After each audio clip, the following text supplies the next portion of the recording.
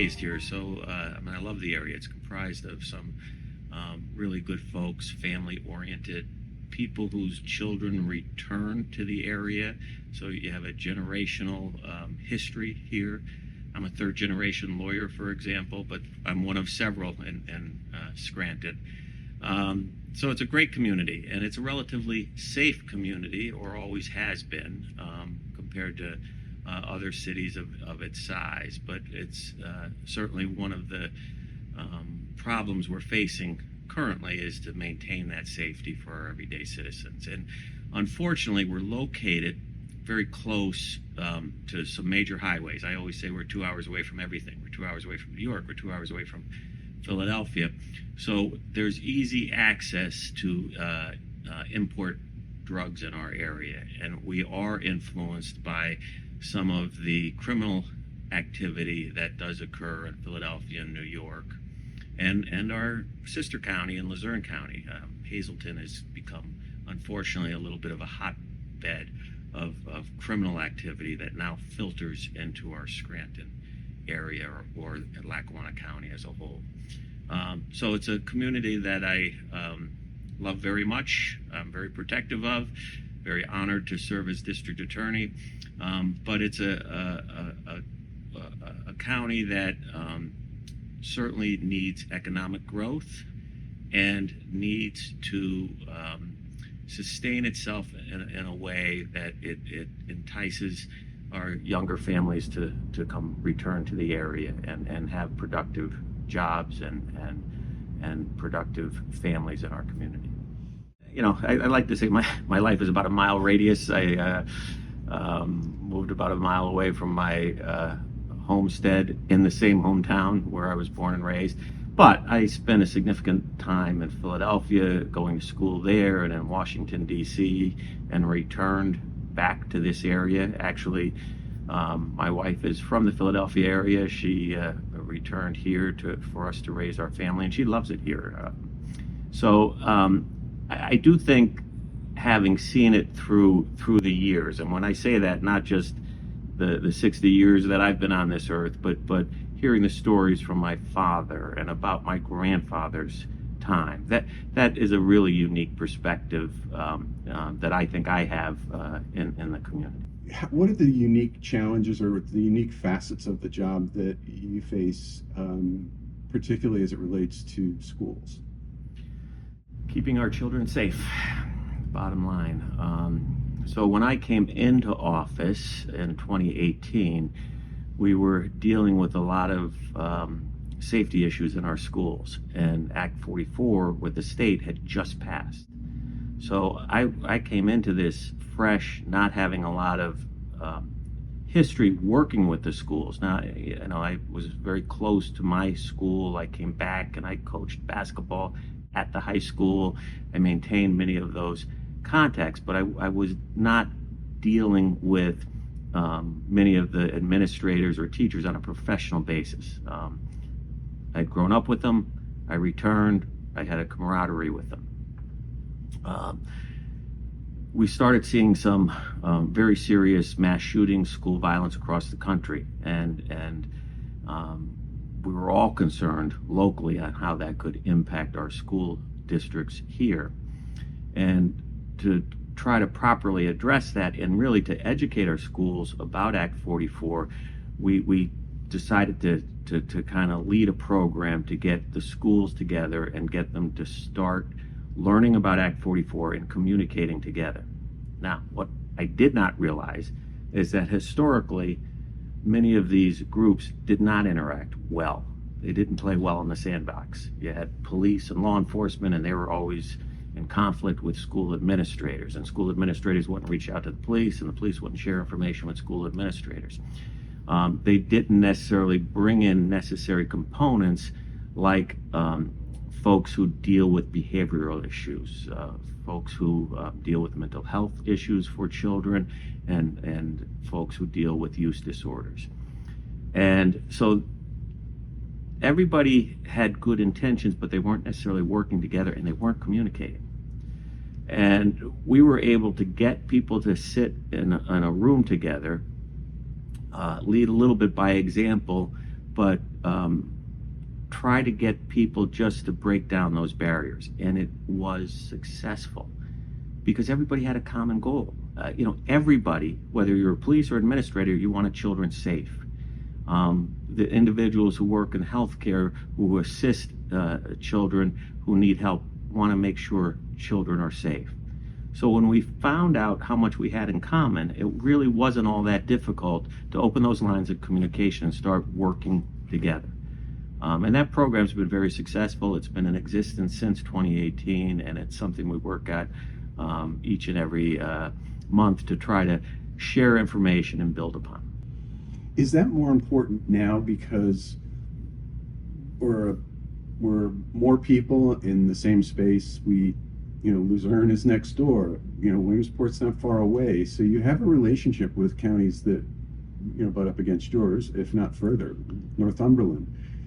And so, the southern border is a great example of how something can go wrong somewhere else and it ends up in your back door. So that coalition really there's value in it when you're having those relationships, especially with those nearby. Yeah, it's a lot to do with relationships and associating a name with a face, being able to pick up a cell phone or shoot someone a text and get some really quick responses.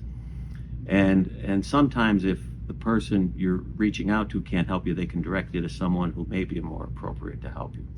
So that's probably the biggest benefit. I don't think we went into it trying to accomplish that goal, but in looking back at it over the last several years, that really is the secret sauce that makes everything work, is that people are sharing information, and it's less us against them, and it's more how do we solve this collectively together.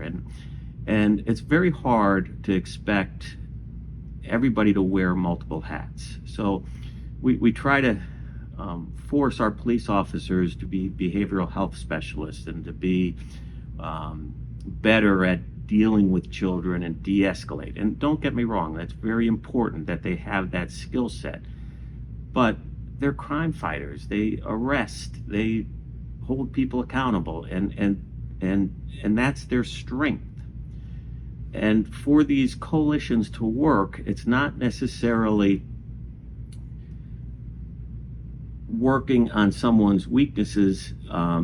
It's more bringing their strengths to the table and all working together.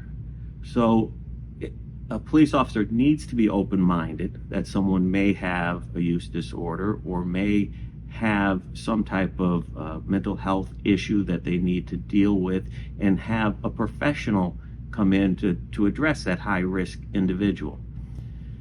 So they need to, guys, be more sensitive, but you can't expect them to wear all those multiple hats on all occasions. We demand really too much from our teachers, because now we want our teachers to be the enforcers and be the disciplinarians, and that's sometimes a role an educator doesn't feel comfortable with. There was even talk at some point of arming some of our teachers with firearms for the school safety.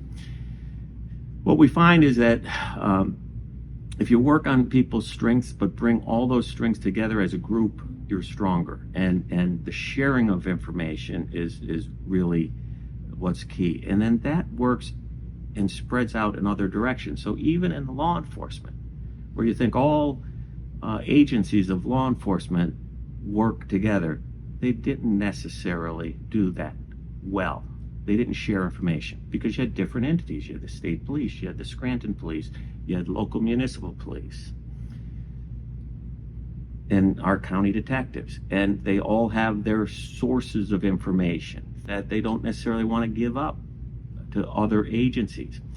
But when we got our own team together sharing information and put that group together, and we expanded that into a gang task force on a similar model, we found that we as a whole in law enforcement were stronger because of the sharing of information. And that's been tremendously productive as well, especially with the advanced technology that some of the agencies can bring in. So the state police vice unit have a lot more resources necessarily than a local municipality. We've been the benefit of some federal grants that we were able to build up our forensic equipment. And so we in the Lackawanna County Detective's Office share a lot of our forensic technology with the task force that we can all use together. So it's a matter of sharing not only information but resources in order to fight a problem. And that's worked out really well. So it's those building blocks that just make everything function much, much better. The idea is good, right? That bringing people together who have cross-jurisdictional interests that are not necessarily yours, but do you find that by focusing the coalition on, in the case of gangs, can you focus the coalition, or does the coalition focus in ways that draw the correct people into those conversations in more specificity, with more specificity? So I think if I understand the question, we try to share a lot of information from different resources.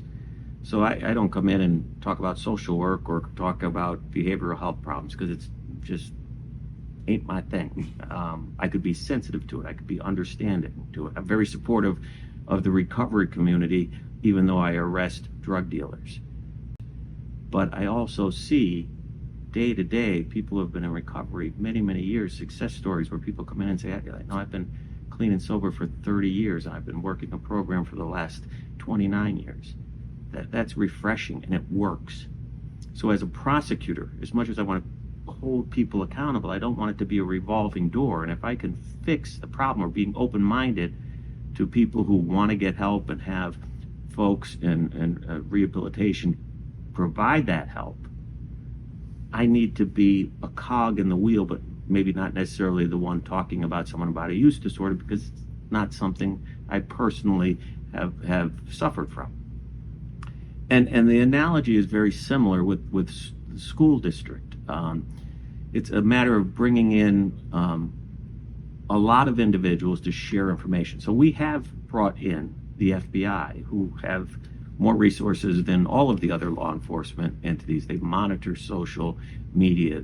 I try to identify these individuals who are at least posting or researching things that could be suspicious or dangerous.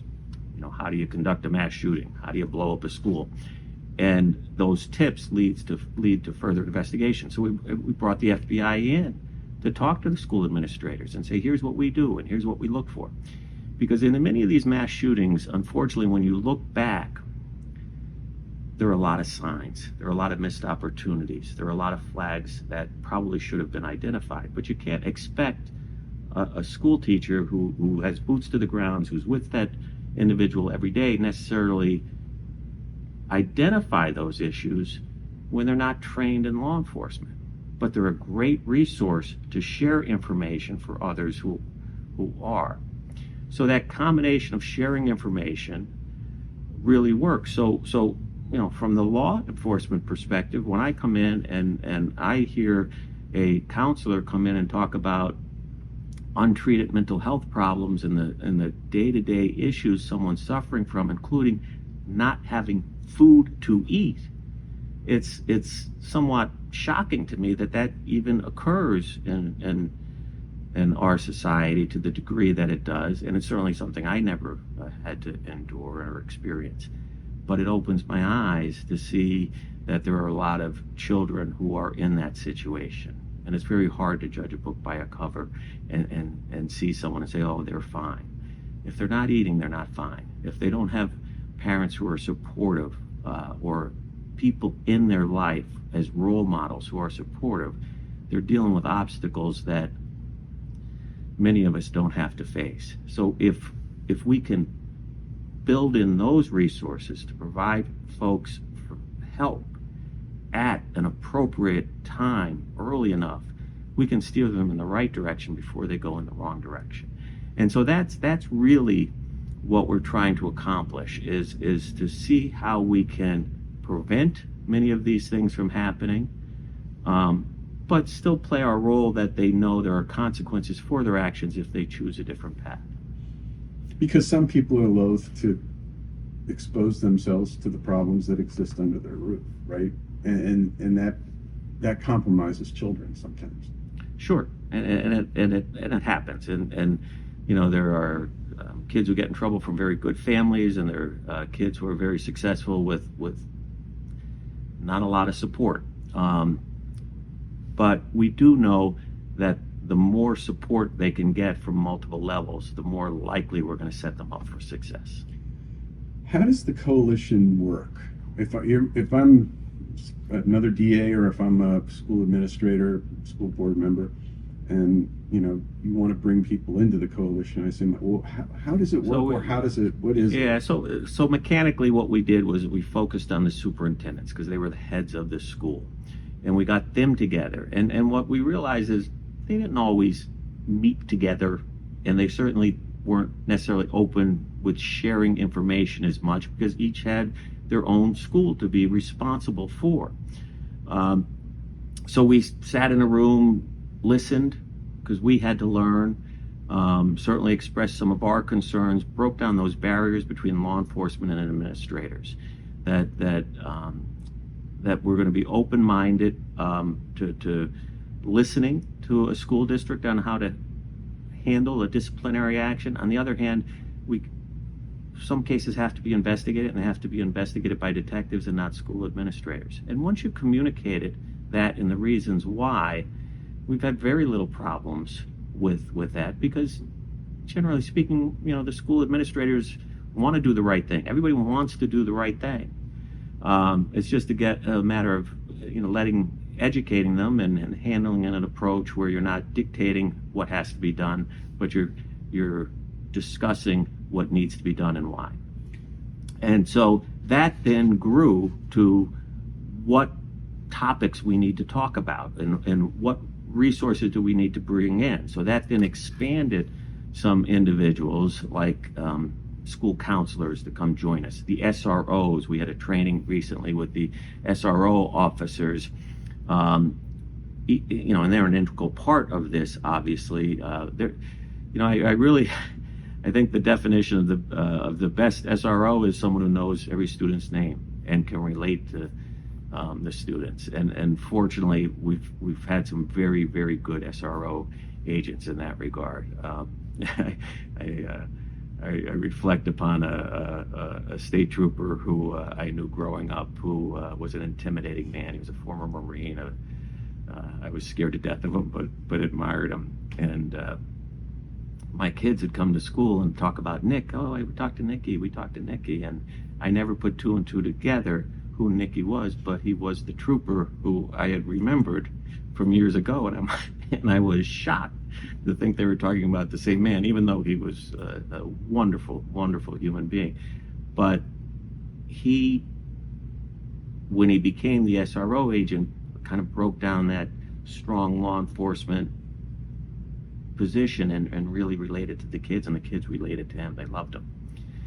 So that is key to get the right person in the right role, but they're very helpful on a lot of levels. They can sometimes just calm someone down and de-escalate and work through a situation without getting it to be bigger or blowing it out of proportion.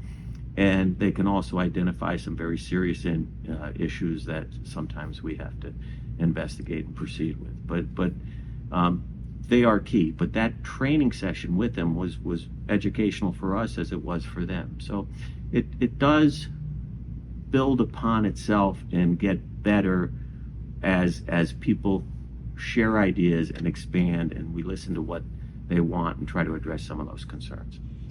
That sounds like a lot of it is coordinating between the different agencies, for example, and that takes work. I mean, this is like not just a magic wand kind of thing, right? It's not a panacea, right? This is different than maybe a device that you would purchase as a school. This is gonna, I'm not sure. Do people understand how much work this takes? I mean, just physical work. It takes a lot of time. It doesn't necessarily take the cost associated with putting bulletproof glass in in the buildings, or blocking off every entrance, all of which are often important also. But from a cost benefit standpoint, it's a real easy decision, because it takes time, but not necessarily money, to put some of this together. And then with the sharing of information, and depending on each school's resources, they can decide how best to allocate some of those dollars and cents on what best fits their school. It is not one size fits all, but there is a lot of commonality on what works, and that information sharing is really what's key. Yeah. You can one school district can always say, no, not for us, we're not going to do that, or we can't afford to do that. But at least armed with the information that we know locally works is very helpful. I would love to expand that across the state and make that broader, so that all school districts learn from that, and we learn from other school districts. But the issues we may face in Scranton may be different than Philadelphia or Pittsburgh, or rural Susquehanna County. So we need to learn from all of these different areas, but each entity is somewhat unique. But no one's saying this is how you have to do it. We may say this is best practices, this is proven to have worked, learn from us, learn from our mistakes. But if we could share that information statewide and beyond, I think all school districts will be safer. Tell me about Ty Holmes and why he and you, what kind of a relationship that is. Yeah. So, interestingly, I know Ty Holmes from the Rotary Club, completely unrelated to his role on the school board. We're both active in a civic organization. He is a tremendous community-oriented individual, and we've just developed a very good friendship. With the coalition, he has been involved because he has school safety concerns involved in Scranton High School, which is kind of the hotbed of criminal activity, what we're dealing with in Lackawanna County. And he has a lot of good ideas. So we have shared some of those ideas and partnered on how we can then develop and implement those into the school. Now it's very much in its infancy on how that's going to impact Scranton School District right now. But he's very open-minded. We both have the same goal or desire, and I think when you have an opportunity to listen to Ty, you'll form your own impression. But he's looking at ways to prevent many of these problems from developing in the first place.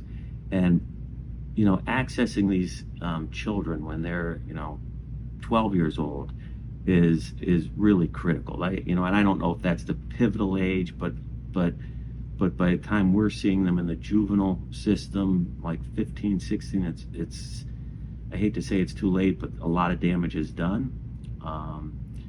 And some of their actions have lifelong consequences. Last year we successfully prosecuted a 16-year-old for first-degree murder, and they'll spend likely the next 40 years in jail, and it's tragic. Now, he committed a violent, brutal, gang-related killing, but it's a very tragic consequence for this young man. So if we could do anything to prevent that or steer someone in the right direction, and we have a lot of good folks involved in that. So it really is a combination of a three-legged stool: law enforcement, community activists, people involved in the community to help individuals in the community, and then specialists, folks who can deal with the special needs of these high-risk individuals, whether that's counseling for mental health or counseling for opioid or just some behavioral health issues to do it from a more professional standpoint. But those three working together is the combination that really needs to take place. And the school administrators certainly can help facilitate all of that. But we need to engage these children into positive directions. We need to provide positive role models for them, and we need to support them, whatever that support may be. And it may be simply feeding them. It may be keeping them active and busy in school and out of school. And it may be providing some certain opportunities that the community can provide. So if a kid gets in trouble and wants to take a diversionary course rather than go through the juvenile detention center, some of the funds available through some of these community organizations will actually help finance some of the decisions that he's going to do, whether that's specific training in a VOTEC school or whether it's transportation to a job. They'll actually fund some of the necessary means that they may not have to do themselves. And if you have that support for somebody, they're more likely to take that right road than the wrong road.